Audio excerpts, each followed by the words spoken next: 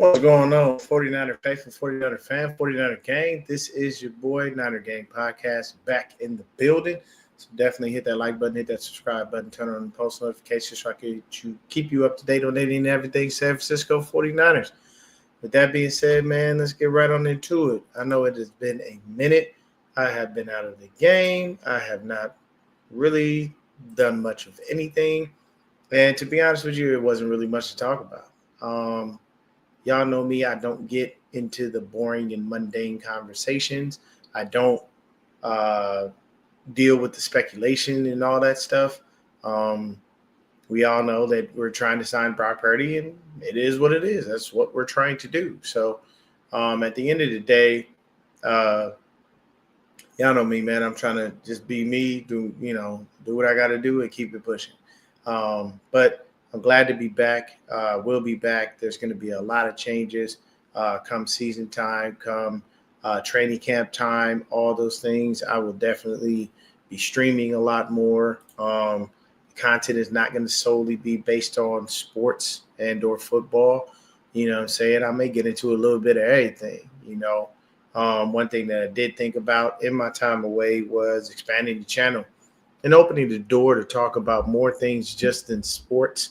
You know what I'm saying? Talking about, events and things that happen in the world and whatnot. So, we'll touch on it and we'll get to it. But I just wanted to let y'all know, man, I appreciate everybody that still stays, with your boy who's understanding that I'm, actually out here really trying to do good work for y'all. So we had the draft.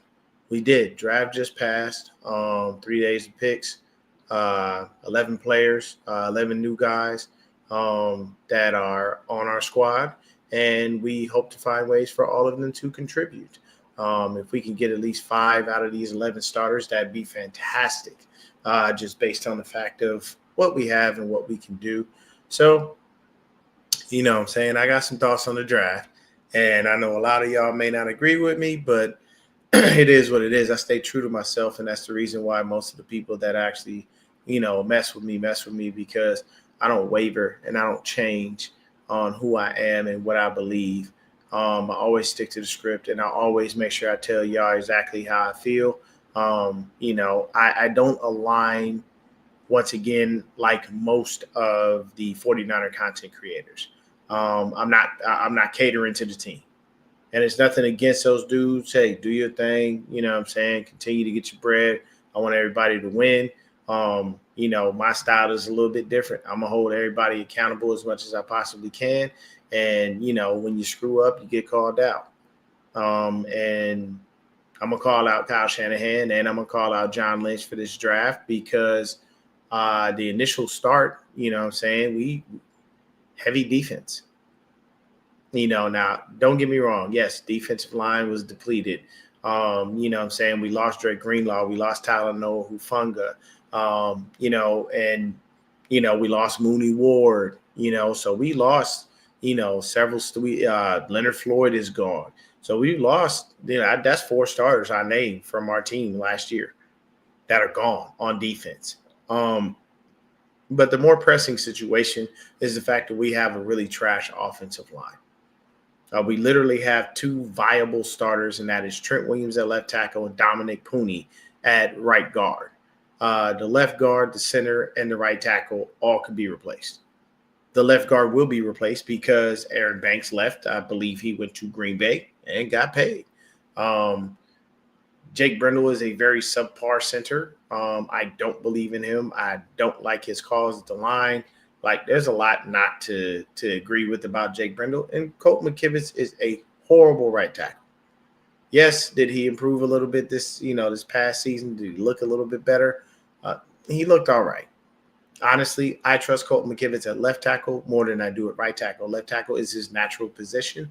I would rather Colt McKivitz at a bare minimum be a swing tackle, but lean more toward backing up Trent, because we could do that and it'd be fine. Now, we did, oddly enough, draft 1 offensive lineman. 1. Throughout the whole draft, we drafted 1 offensive lineman, and we got 3 spots that need work. You see where I'm going with this. So, at the end of the day, it is what it is. These are the people they drafted, And I couldn't expect anything less. I automatically expected them to draft a defensive lineman in the first round, and they did. This was a foregone conclusion. We brought Robert Saleh back. We brought in Gus Bradley, who actually is the creator of the system that we run as far as what we run on defense. So having Gus Bradley in the building, having Robert Saleh back in the building, you know what I'm saying? Everybody's saying that gives Kyle an opportunity to be able to focus solely on the offense and things of that nature. CMC is back and he's fully healthy. He's ready to go. Fred Warner's fully recovered from the ankle injury he was dealing with all season. So there's a lot to go on, as far as that is concerned. But at the end of the day, we have a quarterback we haven't signed. Brock Purdy still has no contract. You're gonna hear from the team that they're close, they're far apart. You're gonna hear all kinds of things from the team. You know what I'm saying? Dave, what's going on, man? Yeah, Hargrave gone as well. But I never felt that Hargrave was a good signing in the first place because unfortunately we have a really bad track record when it comes to signing defensive linemen and giving them a lot of money, a la Dee Ford. We signed Dee Ford and Quan Alexander, didn't get much out of either one of them. We paid Dee Ford for a number of years before we finally got him off the books, and he would never retire just because he wanted to keep getting paid. He's an ungrateful fuck, but it is what it is. Then you have Javon Hargrave, never did much for us, even when he did get paid. You know what I'm saying? Banks and Debo are gone. You know what I mean? Debo, I'm not really going to say that's a huge loss. I love Debo. I like his game. I love what he does. I love how he what he brings to the table. But I'm not going to sit up here and say that's a really huge loss. I honestly think we have the perfect Debo replacement on our squad in Jacob Cowing, and I think he can do the job that Debo's doing. He's not going to have the same run style and whatnot, but I honestly think Jacob Cowing is a very dynamic player that just didn't get the opportunity because Kyle doesn't like to play rookies. And here's the problem, Kyle. You're going to have to play a ton of fucking rookies this year. Why? Your defense has been depleted. You're going to have to rely on some guys to get out there and show you something. It is what it is. When it comes to the offense, we could literally, people, listen to me when I say this. We could go into our season. If Brock Purdy does not get signed, we could go into the season with Mac Jones as our starting quarterback. Do you understand how the media would run wild with that? They comped Mac Jones to us when we picked Trey Lance. Everybody swore it was Mac Jones. The Adam Schefters, the Todd McShay, all these people, everybody. Oh, it's Mac Jones. We know it's Mac Jones. It's Mac Jones. Mac. And then they went and picked Trey Lance, and unfortunately for Trey Lance. And the reason I say that is because y'all know how I feel about Kyle. Kyle don't fuck with black quarterbacks. He likes his quarterbacks white. I never said he was racist. Once again, Kyle has a preference at quarterback. It is Caucasian. There's nothing wrong with that. But at the same time, when people mention, hey, we should have, they should get this person, they should get that person. Once I notice they're black, I automatically say no. Why? You had Josh Dobbs here, who has shown the league flashes of greatness. Now, no, he's not a starter, but he's a very viable backup. And you decided to put in a bum-ass Brandon Allen over Josh Dobbs last year. That should tell you everything you need to know.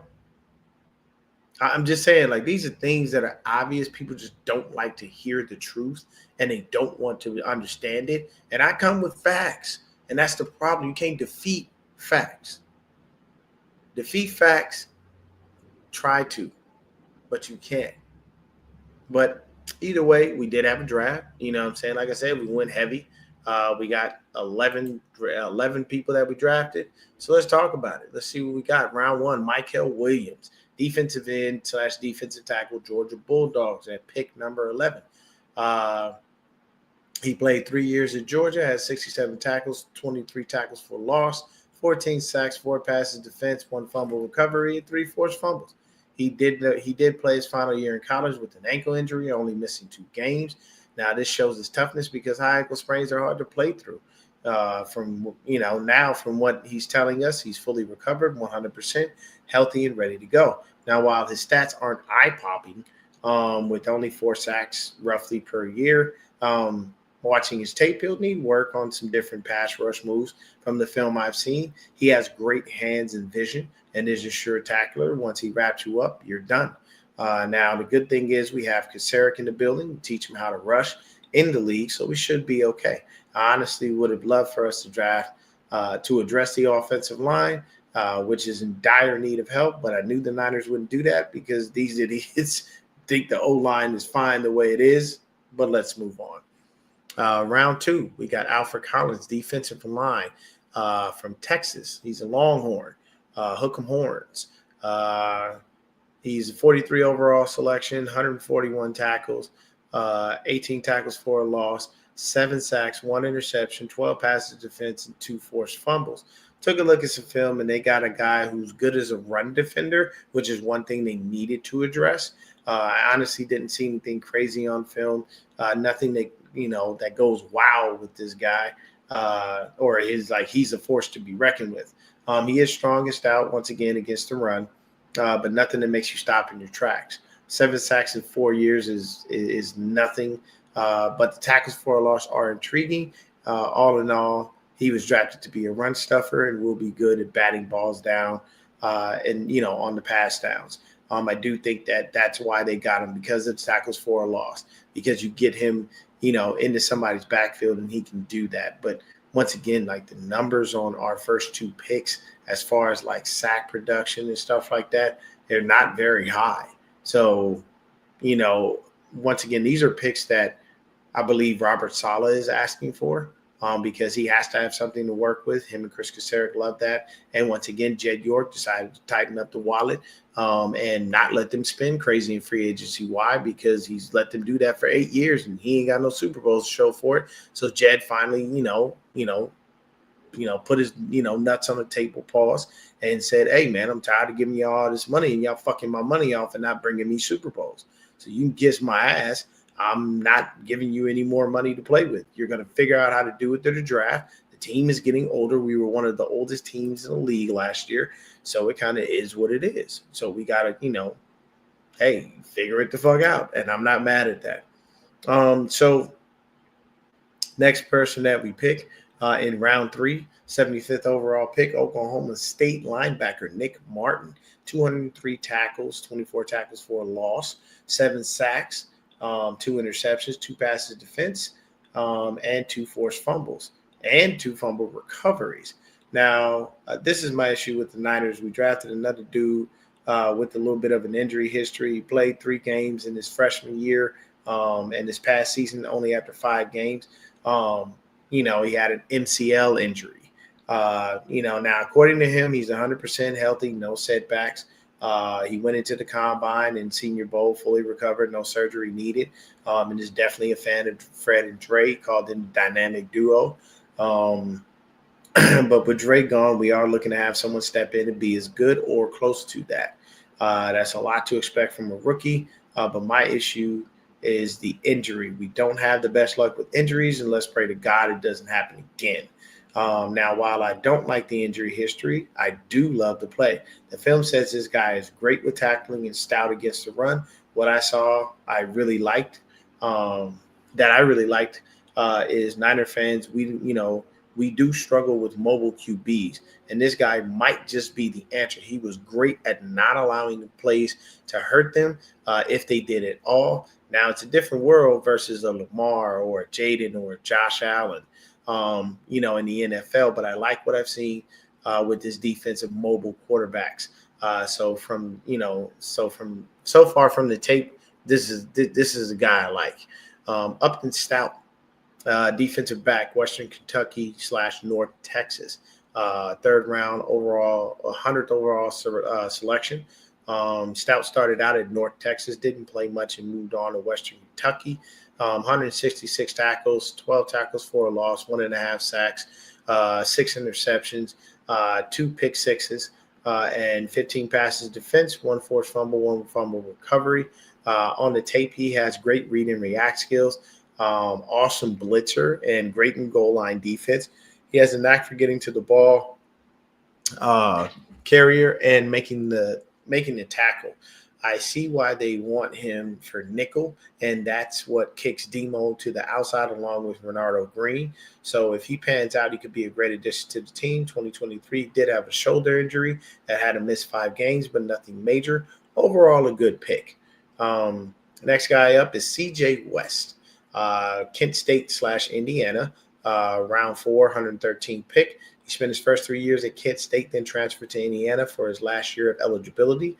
150 tackles, 27 TFLs, 9 sacks, 2 passes defense, 2 forced fumbles, 2 fumble recoveries. Honestly, a big guy with crazy athleticism. Not bad at splitting the tackles, but the film didn't show anything eye-popping. A lot of people's comp for him is DJ Jones. So it seems to me to be another run stuffer. Sack numbers are very low for a 5-year starter as well. But the one thing that is crazy for him is the 15 passes defense and the TFLs. You know what I mean? 12 tackles for a loss is definitely a lot for a defensive back. So we'll see what happens with him. Round 4, we got Jordan Watkins, wide receiver, 184th overall. I believe Jordan Watkins went to where did he go? Let me see where he went. Jordan Watkins went to Ole Miss, same place as Eli Manning. Throwback, what's happening with you, boy? He went to Ole Miss, 5-year starter between 2 schools, Louisville and Ole Miss. 185 receptions, 2,682 yards receiving, 14.5 yards per catch, and 18 TDs. He did do some punt and kick returning in college, so it makes me feel like he will be that for us as a returner. Never had 1,000-yard receiving, never had a 1,000-yard season as a receiver or double-digit touchdown seasons at all. Best season this past season was just over 900 yards with 9 TDs, while averaging 18.5 yards per catch. It's not bad. We'll see what happens. Honestly, this guy, I believe, is for the special teams coach, not really our offense. Not saying he can't be, but just seems, like that's the reason for the pick. 5th round, we got Jordan James, a running back out of Oregon. Now, y'all already know how I am about us and drafted running backs. I don't like it. Why? Because the running backs that we draft don't work out. You know what I'm saying? Outside of Isaac Guerendo, who the jury is still out on, you know what I'm saying? All of the other running backs that we have drafted have been trash. Don't believe me? Look at the history of the 49ers running backs that have been drafted while Kyle Shanahan and John Lynch are at the helm. They're bad. None of them work out, literally. And I'm not lying. You can check me on facts. It is what it is. So them drafting a running back that it reeks of Kyle Shanahan. I already know him. He always thinks he can find a back in the draft, and he never gives him a fucking shot, and it's a waste of time. So for me personally, do I like the pick? Do I like what he has? Do I see the things that he can bring to the table? Yes, of course. But what I don't like is the fact that he was drafted by us because, unfortunately, he'll never see the field. We all know how Kyle Shanahan is. He gets tunnel vision. Once CMC is healthy, there's not another back that exists. And the fact is this dude's going to have to climb the roster because you've got CMC, you've got Isaac Guerendo, you've got Patrick Taylor, and then you've got him. So it's a lot of work. To me, from what I saw on the tape, very Jordan Mason-esque. You know what I'm saying? Watkins is he's definitely a sure-handed guy. He's very fast. That's what they liked about him. But when it comes down to Jordan James, he's a running back out of Oregon, 5th round pick, number 147 at all overall, 2,215 yards, 5.7 yards per carry, 31 touchdowns. This past season, he did go over 1,000 yards for the first time in his collegiate career and had 2 straight years of double-digit touchdowns. With his last year having 15 rushing TDs, which is fantastic. Jordan James is a very shifty back, not bad in the receiving game either from the film study. His comp, honestly to me, is a guy that we lost, Jordan Mason. Although we all know how I feel about the Niners and 49ers and the running backs that they drafted. Please miss me with the Isaac Guerendo. He has no body of work that says it worked out as of yet. Jury is still out on him. And that's just basically it.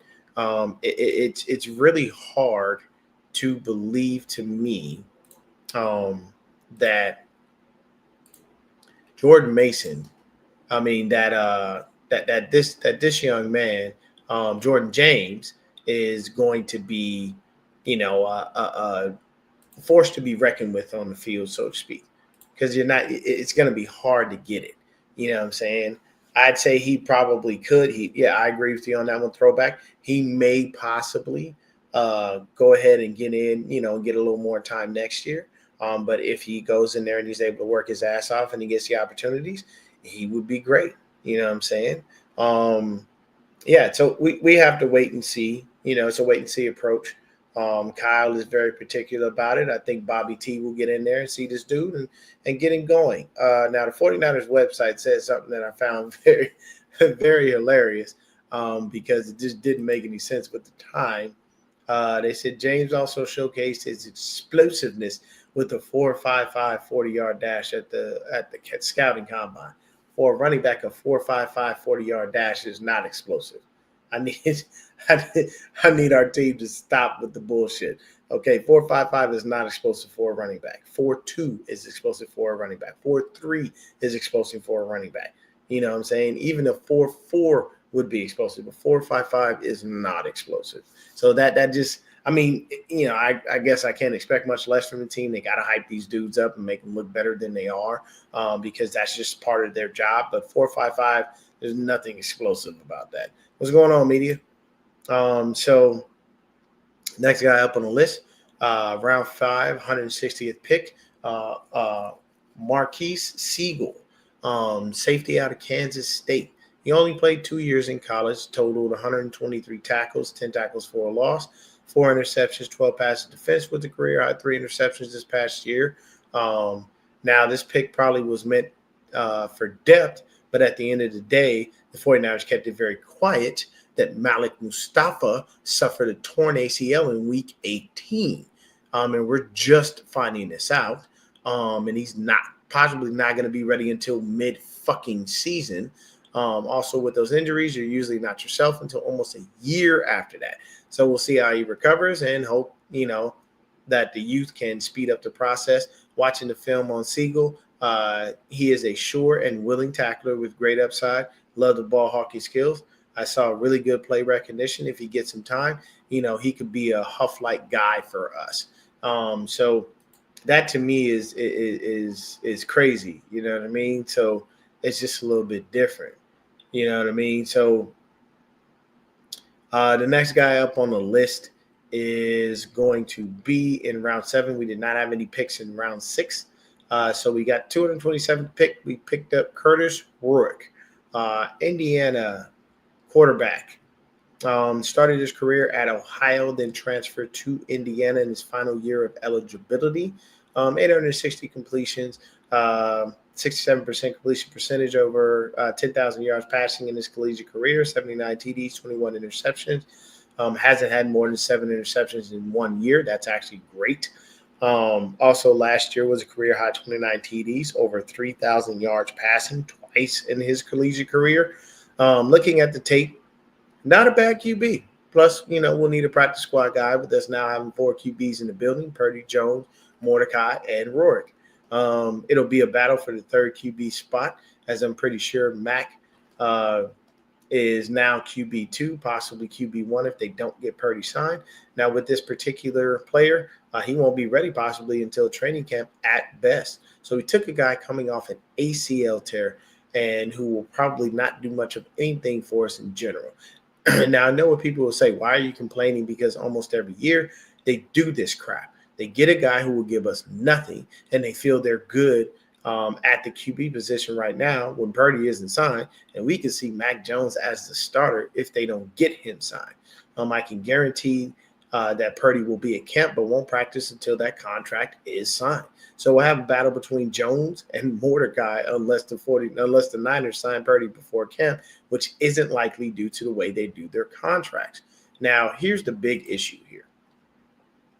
You know what I'm saying? I know a lot of people, and I get it. But I it's the reason, and that's the reason why we hate the pick, because it's another guy that you picked that we're going to redshirt.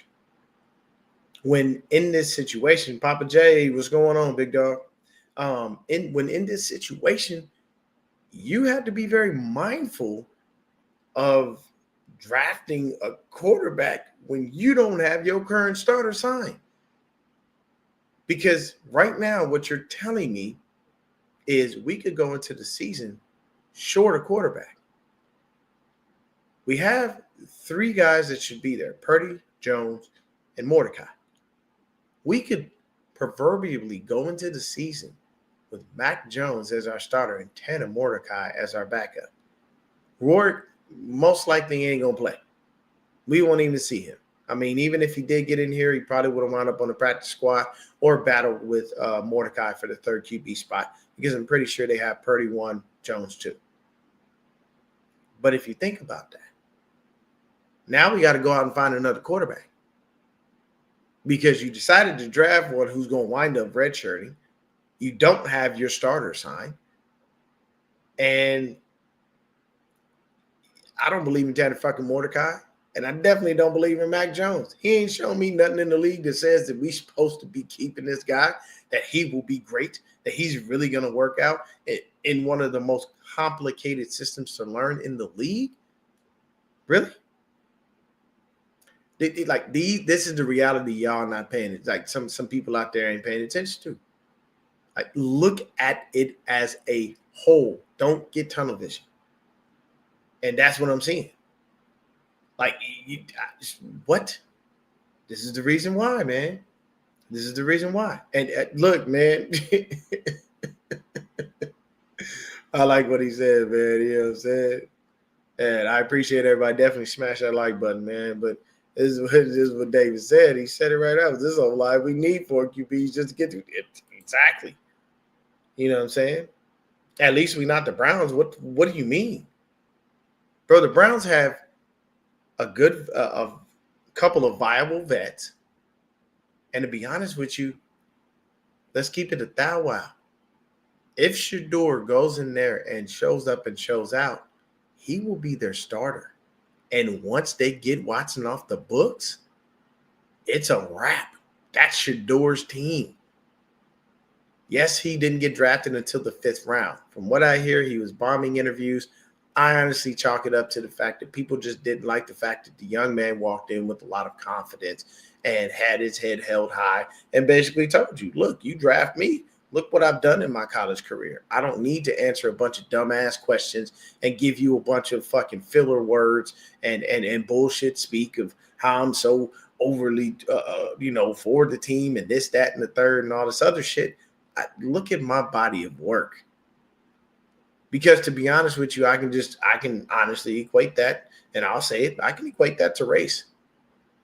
Because when Caucasian quarterbacks come out and they're bad, they're boastful, they're braggadocious, they're holding their head high, they're saying things, that most people don't say, that PR people would have a nightmare over. It's just, this guy exudes confidence, he's just great on the field and, this, that, and the third. But here comes Shedeur doing the same shit, and now he basically saying, nah, this ain't right. You too cocky, you too confident, you're not good enough. You don't like the fact that his brand is legendary. Why not? You're dealing with a new age kid. Why wouldn't you think that these are the types of things they're going to say about themselves? The man comes from Deion Sanders, the greatest DB to ever live. Come on. You really think this kid was walking in with confidence? Shout out to Shiloh Sanders for getting signed by the Tampa Bay Buccaneers. He did not get drafted, but he did get signed as a UDFA. I fully expect him to make that squad, and I fully expect teams to look stupid as fuck for passing on that kid. I think Shiloh is actually a great talent. I would have loved for us to pick him up. You know what I'm saying? But it is what it is. And, yeah, the Seahawks, they got a little bit better. You know what I mean? They did their thing. But it kind of is what it is. Yeah, they do have 6 QBs, but they'll narrow that down. And I honestly think that it's going to you have to have Deshaun Watson there, but you'll probably just put him on IR because he is dealing with that Achilles injury. And to be honest with you, just because once again, Shedeur's gonna have to come in and do something spectacular and have to be so great of a leader that they don't start. I believe Flacco is back in the building. I'm not sure who their QBs currently are, but you got 6 of them, so it's going to be different. So Deshaun's definitely not going to play. So you can probably put him on IR. That opens up the spot. And I honestly believe they'll most likely just go into the season with, I think Flacco is still their vet. He's still their guy. And then you'll still have Shedeur there. Once again, I fully expect this to wind up being Shedor's team. You know what I'm saying? Wherever, however that worked out. I'm going to say this, and I know a lot of people may not like it. I think Jackson Dart is another Mitchell Trubisky. They say that when Shedeur interviewed with the Giants, that Brian Daboll called him out on, not necessarily getting the information right on, play recognition and things of that nature, and he didn't like that. But at the end of the day, man, you got to be better about that. Like, if that really did happen, that's on you, Shedeur. You have to be accountable. You know what I'm saying? I wasn't there. I don't know what really happened, so I can't tell you what happened. But it is what it is. Okay, there we go. So there it is. There's my guy. Media coming through. Watson, Flacco, Pickett, Gabriel, and Sanders. So here's the thing. Watson most likely goes to IR. Gabriel winds up being your practice squad guy.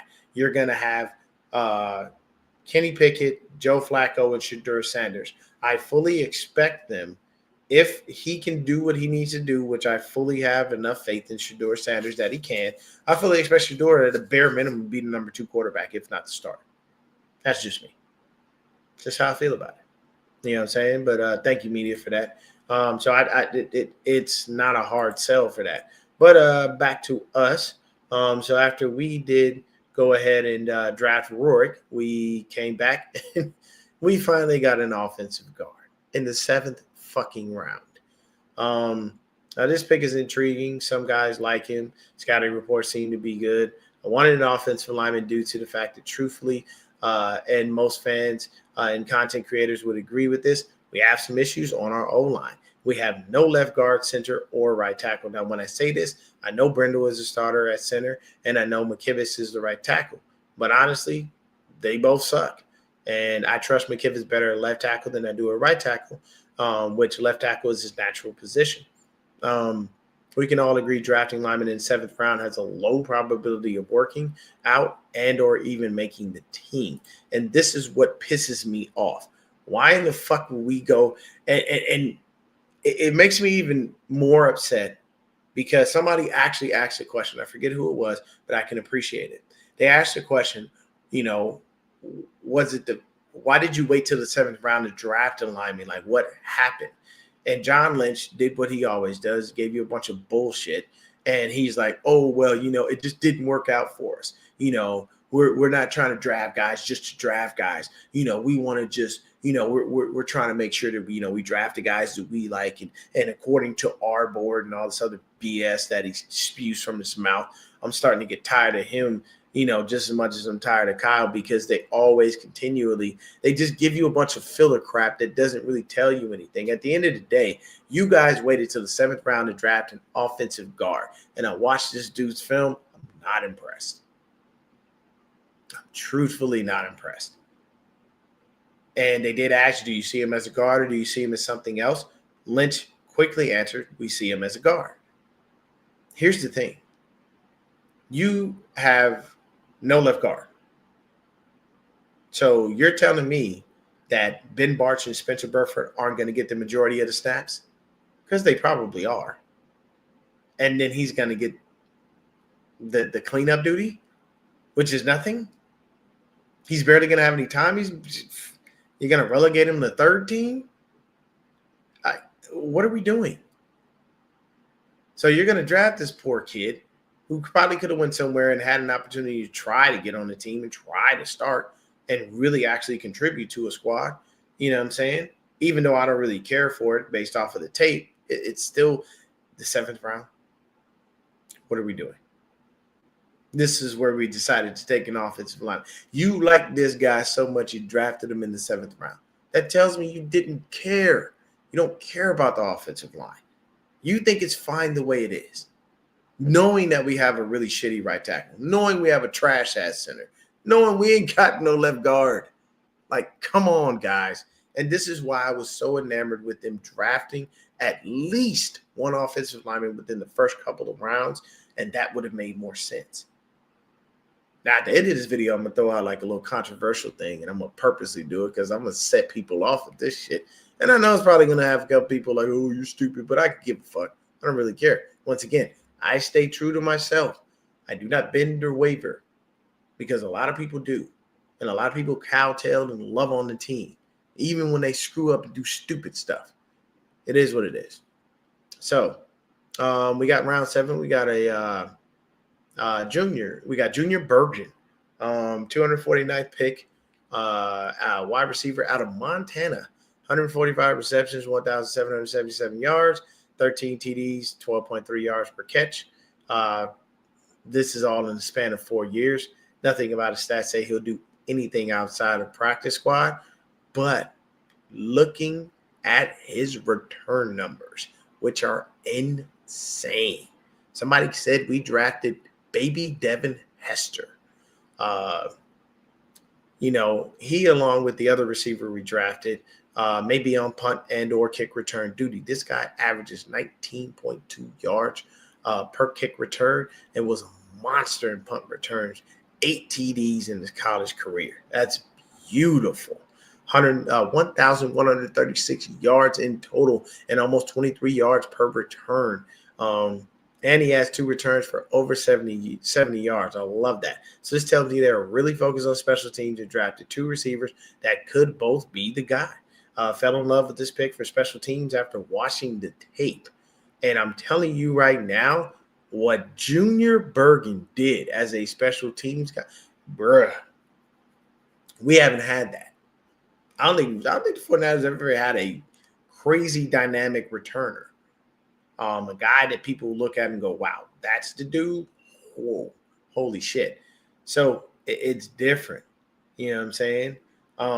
It just, oh yeah, Kylan Forrester. You already know that. Yeah, I agree with that. They don't care. They continue to think they can just put a ragtag group of guys together with 2 possible starters and say, hey, we're going for it. You know what I mean? Patrick Mahomes will never be able to handle Kyle's ego.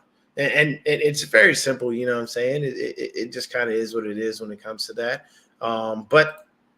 So we drafted 6 defensive players, 5 offensive guys, 2 guys, 2 of which were only drafted for special teams.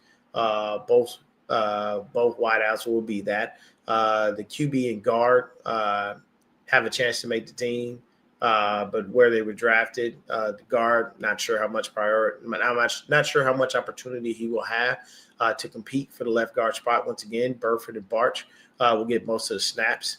We started to draft 5 defensive players to shore up the D-line along with the linebacker to help with the core group and the DB who could possibly be our slot guy. I don't like us drafting a running back because they don't usually work out per the history, but it is what it is. We'll see what happens. Once again, Kyle will be tunnel vision now that CMC is healthy. So drafting for depth is the only reason for that pick.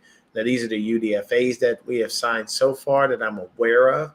We got another running back, Corey Kenner. Now, that's the guy I expect to be doing some crazy shit. Why? UDFA. Kyle does great with him.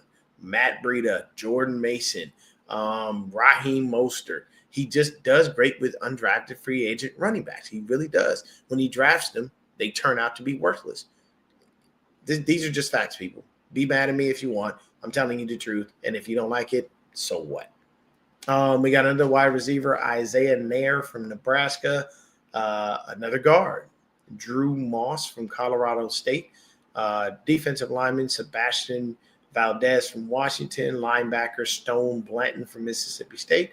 And another cornerback by the name of Jacob Robinson. So that's basically all the guys that we drafted. Those were the picks. And, those are the dudes that we definitely have as far as this is concerned. You know what I'm saying? Cody Schrader was nothing.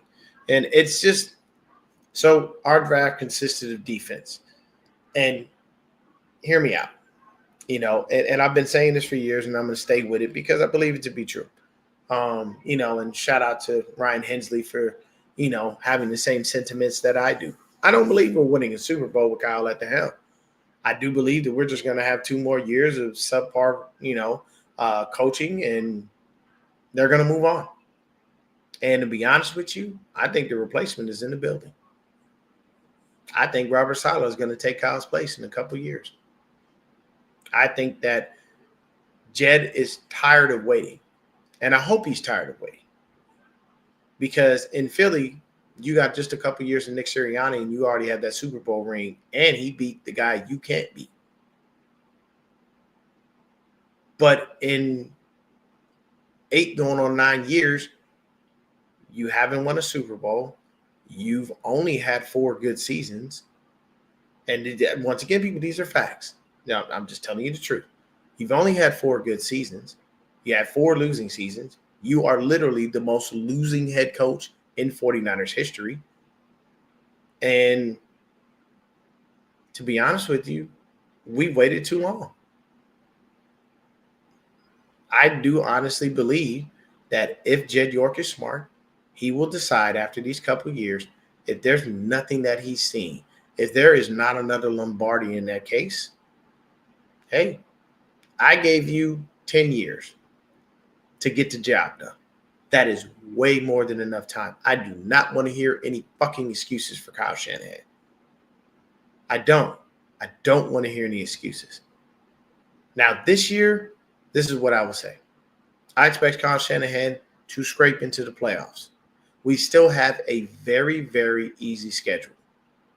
Now, mind you, some of the teams got better. I do believe that we play the Bears this year. That's going to be a little scary because if they gel the way they're supposed to, and after their draft was really good. Hell, their free agency was amazing. Ben Johnson ain't fucking around. I do believe the Bears are going to make the NFC North a little bit harder on the Lions and on the Packers. You know what I'm saying? Minnesota, we'll see what happens. But I do believe that, honestly, it's going to be a really, really crazy season. But I do expect Kyle Shanahan to, at a bare minimum, try to get into that 7th wild card spot. I don't expect us to win the NFC West. I'm sorry, that's going to be the Rams again. And the reason that I state that is because, to be honest with you, we just literally kicked ourselves square in the ass. They got Puka Nacua and Devontae fucking Adams. And Devontae Adams with a viable quarterback is still a monstrous threat. And I did hear that when Devontae, when his agent contacted us, that we wound up in a situation where we told him we were giving him a wholesale price. You mean to tell me we had the opportunity to get one of the best receivers in the league? Devontae Adams is still at least top 5 receiver in the league. Guaranteed. At least top 5. He may not be number 1, but he's still top 5 to me. You mean to tell me we didn't want to shell out no money for this dude? Are you serious? And you let him go to the Rams? He is a California kid. He's a Bay Area kid. He's from Fresno. Him being back in the Bay Area would have been fantastic. He's home. Now, mind you, he grew up a Raider fan, but it is what the fuck it is. I got to go where I'm getting paid. I am a Niner fan. I can tell you right now, if I played football and another team drafted me, I could give 2 shits. I'm still going to be a Niner fan at heart because it's my team. But guaranteed, the minute I play the Niners, I'm going to give them as crazy of work as I ever could. So it's different. But you look at the Rams, you look at what they have, you look at the emergence of that young defense, you see everything that they got going for themselves. There's no reason to think that the Rams can't take this division again. I don't see the Cardinals doing much of anything because they never do anything. You know what I'm saying? But, the Seahawks got a little bit better, but I really don't trust Sam Darnold. Yeah, I saw what happened. Sam Darnold looked great during the season. As soon as the season was over, he turned back into a pumpkin, and playoffs scared shit out of him, and he was a deer in headlights. End of discussion. You know what I'm saying? Geno Smith is over there with the Raiders. Shout out to the Raiders. They got Ashton Genty, best running back in the draft by all accounts. So, hey, now you got somebody that you can, go ahead and and get going. That you got a safety net. But I honestly don't think that we're winning a Super Bowl with Kyle Shanahan. And I don't believe he needs to be given another contract until he does that. And it's just because when you give a guy 10 years, after 10 years and there ain't nothing going on, what are you doing? Now, I know a lot of people will say, okay, well, look at Jim Harbaugh, look at Mike Tomlin. These guys have been staples in those things. First of all, the Pittsburgh Steelers have only had, I think, 3 head coaches. Chuck Noll, the other guy, Bill Cowher, and Mike Tomlin. That's just how they do things. This is normal. I know a lot of Steeler fans that want Mike Tomlin gone. I would too. It's nice to continually be winning and, every now and then make the playoffs. But when you don't win playoff games and you're not competing for championships, that shit starts to mean nothing. It's always good to have your team competitive, but in the process of having them competitive, you want an end result of a Super Bowl at some point. And after 10 years of not getting it and 2 trips where you definitely had the opportunity to do it, I don't know what's going on. Jim Harbaugh has 1 Super Bowl win to his name, and that is over us by beating his older brother. That's literally how that happened. We went in 14 with Cap and everybody. We all know how that worked out. But since then, Harbaugh ain't been back to the Super Bowl, and Lamar can't beat Mahomes. Neither can Josh Allen. Josh Allen can beat Mahomes in the regular season, but he can't see him in the playoffs. Neither can Lamar. So I understand the reason for keeping head coaches when they do good, but the thing is Kyle hasn't been consistently great. There has been inconsistencies in his time here with us. Hey, what's going on, 49ers 25? But that's just basically what it is. So to me, honestly, I'm gonna put it out there. I think that Kyle's replacement is in the building, and it's Robert Saleh. If Kyle does not produce a Super Bowl in the next 2 years, I don't believe he deserves another contract. And good on him for going anywhere else and going to another team, and everybody's screaming, "Oh, he's going elsewhere." I don't care. Goodbye, good riddance, and thanks for the good times. Thanks for those 4 years of greatness, and no thanks for those 4 years of trash. Like, this is how things work. And if you don't believe me, look at the numbers. See it for what it is. And that's the truth, because I'm very disappointed that they didn't fix the O-line. Completely, extremely disappointed. You address it in the 7th round with a dude who ain't about to get no damn chance to even start or even be a backup. Because the spot you drafted him for, there's no way he's getting any reps, because you already have 2 dudes who you're going to give those reps to. So he's going to get the garbage squad reps, which is on third team. That doesn't help our offensive line. They really believe, like, this is our starting offensive line, people, quite possibly.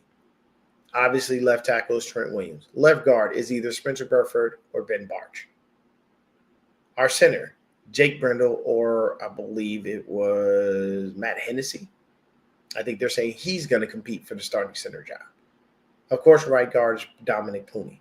And our right tackle is Colton McKivitz. Colton McKivitz is trash at right tackle. Jake Brendel is trash at center.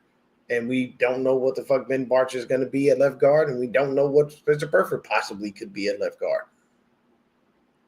You got question marks on your offensive line. You don't have your quarterback signed to a new contract that he has definitely played himself into, and we're supposed to have hope that you're going to be better. I don't know. That just doesn't make sense to me. You know what I'm saying? I honestly did. Here's the thing. 2025. I honestly think that we should have Colton McKivitz as a swing tackle, and we should have drafted somebody to play right tackle,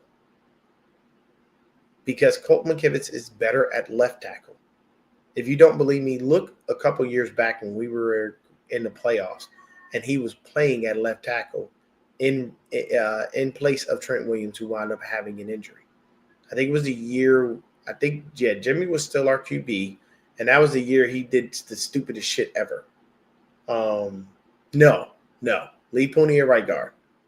Pooney is perfectly fine at right guard. Leave him there. Don't move. Let him be where he is. But I'm saying, like, offensively, from an offensive standpoint, if you leave it to me, this is what I would see. But currently, the guys that we have in the building, this is all we can really do.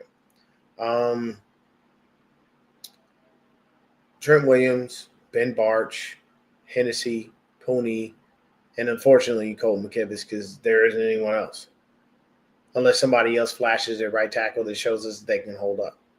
That's what I would see for an offensive line starting. I don't trust Jake Brendel. He's not worth any money that we're paying him. I don't like Colton McKivitz at right tackle because he sucks at right tackle. And, of course, we let our left guard go because we couldn't pay him. So if you pay a quarterback, you want to make sure you got a line in front of him that's going to be able to hold up and he's not running for his life the whole time. And right now, our offensive line makes Purdy run for his life. Not making any sense on why they didn't address it. But, I mean, hey, all offseason they have been putting out that they feel this offensive line is good enough, and I still don't understand where the fuck they got that information from or why they think that. Because we don't have, like, fans see it. Fans truthfully see it. Even the 49er content creators that kowtow to the team and are always positive and are always looking at everything, you know, with the glass half empty approach and all that other shit, even they see that the offensive line needs help. And it to me is a bunch of BS when you don't address something when you know you need that. Saleh came back in the building. We just forgot that our offensive line had problems. But like I said, it is what it is. We'll see what's going on. I mean, he does have the length to play tackle, but I'm sorry. I love him at right guard. I love what he does. It is fantastic to have him there. So, no, I don't really think we should really move him out of his current position. I think it'll work. Please. David Lombardi dick ride this team. He loved Jimmy Garoppolo. He thought Garoppolo was the greatest thing since sliced bread. Once again, when you work for the team, you have to you have to be polite. You have to be very nice about what you say. You can't really disagree with the moves that they make. And I would tell you right now, you're going to get a lot of people that work for the team that are beat writers and stuff like that. And they're going to be like, no, we disagree with the team. We don't like this. We don't like that. Complete bullshit. It's extremely rare that you find guys that can walk into that room and ask those questions. And once again, I don't mess with Grant Cohn after the Javon Kinlaw situation. You know what I'm saying? With him saying what he said, you know, I thought I was about to get paid. That right there rubbed me the wrong way. But the one thing I can say about Grant Cohn is he will ask a hard question. He will never get a truthful answer. And, of course, people will, you know, dick ride, you know, Kyle or John and be like, oh, Cohn got cooked. Look what they said. When they didn't say anything because they won't answer the questions because they know that he's asking a real question.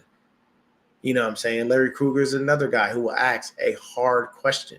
Of course, these guys won't give us, you know, Kyle and John won't give us real answers and truthful answers because they don't want to and they can't. But at the end of the day, you know, I give those two dudes credit because they will ask the hard questions and they do disagree with things that the team does. And they say why. They don't back down. You know what I'm saying?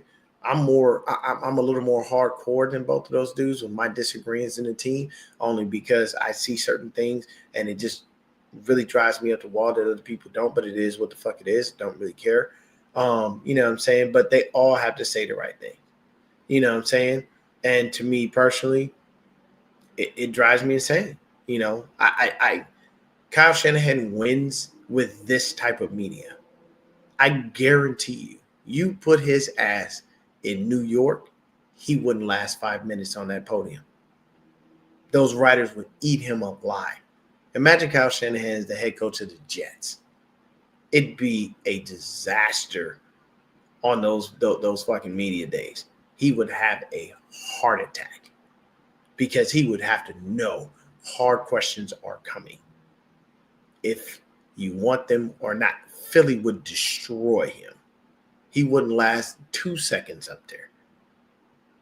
Those East Coast beat writers could give two shits how you feel, and those Philly fans will let you know how they feel. They basically almost all but told Nick Sirianni to fuck off before he brought him a ring. And if they don't get another ring this year, they'd be trying to tell him fuck off this year too. That's just how Philly fans are. Unfortunately, I'm sorry. When I look at fan bases, one of the worst fan bases in the world. It's so fucking wishy-washy. But I can tell you right now, them Eagles flew, and they did it. And I love the moxie from Jalen Hurts. He was upset when Sirianni pulled everybody. He like, hey, bro, you really gonna pull us? For real? After what they did to us last year? I want to beat the shit out this motherfucker. That's the mindset I really wish Kyle had when it came to Patrick Mahomes. I want to beat the brakes off of this guy. I don't want to get a lead and get a cushion and then be like, okay, I'm just gonna run the ball to run the clock out. Hell no. I look, if I got 50, I want 60. I got 60, I want 70. I want 70, I got 70, I want 100. I want to be a killer on the field. I don't think my head coach has that. So those are the guys that we drafted. We'll go over the last few guys that we draft again. He definitely is a very soft coach. So basically, we'll go over those. I'll just run through it. Mykel Williams, first overall pick. Second round, we drafted defensive lineman Alfred Collins. Third round, we get Nick Martin, defensive lineman. Fourth round, we get Upton Stout, a cornerback. Fifth round, we draft C.J. West, another defensive lineman. Fourth round, we draft C.J. West. Fourth round, we draft Jordan Watkins. Fifth round, we draft running back Jordan James. Sixth round, we draft Marquise Siegel, safety. Seventh round, we draft Curtis Rorick, redshirt QB. He won't even see the field this year. Seventh round, we draft Connor Colby, an offensive lineman, a guard. And we draft Junior Bergen, who will most likely be our kick returner. So those are the guys that we drafted. We'll see what happens. I'm one thing I'm going to actually pay attention to is special teams. I'm actually excited because we got a new special teams coach. We picked up a bunch of guys in free agency that are going to help shore up our special teams. And I'm sorry, this Junior Bergen kid, he gives me the chills when he does his punt and kick returns. I like that kid. I like what he brings to the table, and I think he's going to be a dynamic player. He's going to give us some great field position. So we'll see what happens. Thank you to everyone for tuning in. Once again, tell a friend to tell a friend to tell another friend. You know what I'm saying? Definitely hit the like and subscribe button. Please do so. If you know people who love 49ers content, please share this content with them. You know what I'm saying? I can be a little crazy and at times, you know what I'm saying? And no, I don't love on our head coach. But I do appreciate the team. I do appreciate everything that we have. And once again, I just want us to be better. I would love for our team to be able to actually capture that 6th Lombardi and then look forward to going after a 7th. But thank you so much for tuning in. Everyone stay up, stay faithful, stay blessed, and have a wonderful evening. I'm out. Peace.